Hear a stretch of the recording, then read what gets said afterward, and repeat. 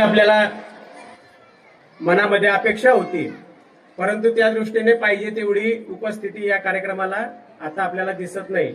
याचं एक महत्वाचं कारण असं आहे की आपण हे जे 2 दिवसीय संमेलन आयोजित केलेलं आहे हे वर्किंग डे ला आलेलं आहे, म्हणजे याच्यात एकही दिवस सुटीचा नाही। सुटीचा नसल्यामुळे कर्मचारी लोक जे आहेत आपले, कारण आपल्या साहित्यामध्ये जे लोक आहेत ते सर्व महाविद्यालयीन विद्यालयीन अशी मंडळी असते आणि त्यांना सलग 2 दिवस सुट्टी मिळणं हे कठीण आहे। त्यामुळे हा कार्यक्रम आपल्याला थोडासा कार्यक्रमापुरते ज्यांची उपस्थिती असेल ते सहभागी लोक या ठिकाणी आपल्याला दिसतील।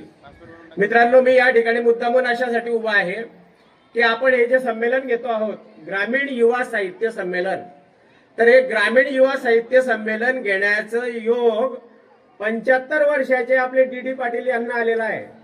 तर ही खूप आनंदाची बातमी आहे, ही खूप महत्वाची घटना आहे की 75 वर्ष वय झालेलं असून सुद्धा जो माणूस अजून थकलेला नाही, ज्याने अजून आपलं काम थांबवलेलं नाही, आणि थांबवलं तर सोडाच पण त्यांनी जिल्ह्याभरातून लोक गोळा करण्याचा प्रयत्न केलेला आहे, असे हे अक्षर यात्री म्हणा, अमृत यात्री म्हणा, प्रेरणा देणारं व्यक्तिमत्व आहे असं मला वाटतं। आणि नांदेडकर सर, आशुतोष सर, आपण या मंडळाला हे जे या वर्षाचं संमेलन दिलं, तर यापूर्वी इथं 2 दिवसीय बोली संमेलन झालेलं आहे, खूप चांगला या ठिकाणी प्रतिसाद असतो। परंतु आपल्या या तांत्रिक अडचणीमुळे या ठिकाणी आजची उपस्थिती थोडी कदाचित कमी असेल, परंतु नियोजनामध्ये मात्र कुठलाही कमतरता त्यांनी ठेवलेली नाही आहे। आम्ही काही अर्ध्या तासापूर्वी 1 तासापूर्वी आपल्या ग्रंथ दिंडीसाठी होतो, त्या ठिकाणी प्रचंड गर्दी आपल्याला दिसली। मला वाटतं हे अंतर पण थोडं जास्त झालं दादा, त्याच्यामुळे आपल्याला हे करावं लागलं। पण आता या मंडळाबद्दल मी 2 शब्द सांगतो। मित्रांनो, डी पाटलांचा आणि आमचा योग असा जुळून आला की साहित्यिक कार्यक्रमांमध्ये ते भेटतात।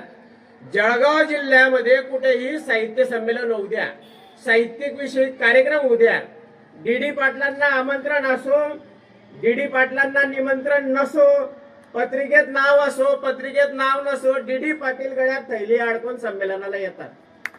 साहित्य माणसाला जोडत नसेल, माणसामध्ये कंपार्टमेंट करत असेल तर ते साहित्यच नाही।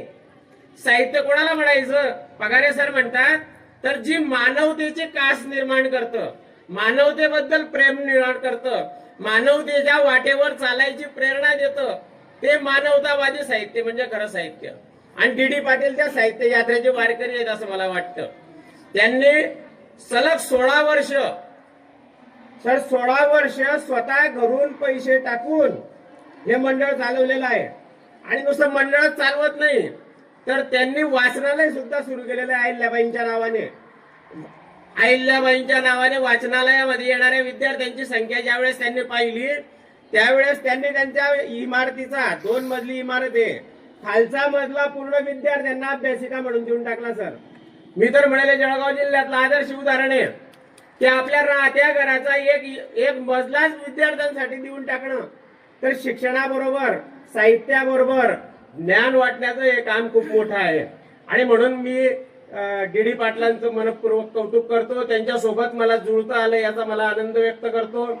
सरांनी या संमेलनाच्या निमित्ताने जिल्ह्याभरातून लिहिणाऱ्या नवोदित कवींसाठी एक स्पर्धा घेतलेली आहे सर।